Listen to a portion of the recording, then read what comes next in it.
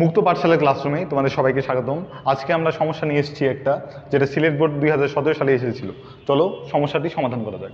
প্রথমে আসি আমরা ক নাম্বারের দিকে। ক নাম্বারে বলা হয়েছে ত্রিভুজ পি কিউ আর এর তিনটি বাহু যথাক্রমে পি কিউ আর এবং P square plus Q square minus R square সমান সমান √2 পি কিউ।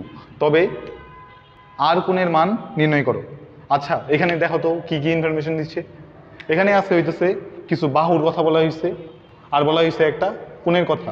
আমরা জানি বাহু আর কোণের একটা সূত্র আছে। সূত্রটা হচ্ছে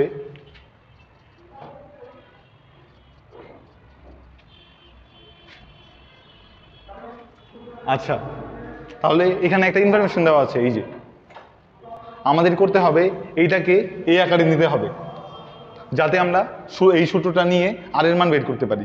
ঠিক আছে, তাহলে তাই করি। এইটা এখানে আনি। আচ্ছা বলো তো কি করলে এই সূত্রের আকারে আসবে?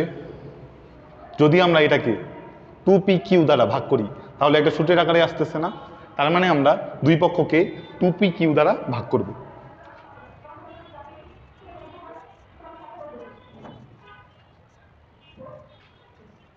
এতটুকু সমান কি লেখা যায়?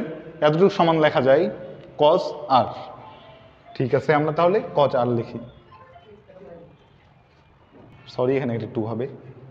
আচ্ছা, pq দিয়ে pq কাটা, তাহলে আমাদের এখানে থাকে, আচ্ছা এতটুকু আমি একটু এখানে লিখি। এখানে কি হবে?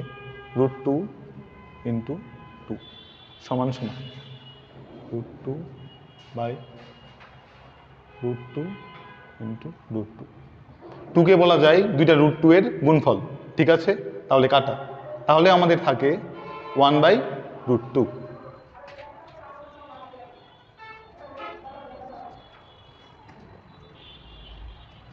cos 1/√2 এর মান হইতেছে 45 ডিগ্রি।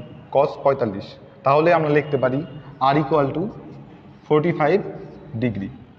এটাই আমাদের ক নম্বরের সমাধান।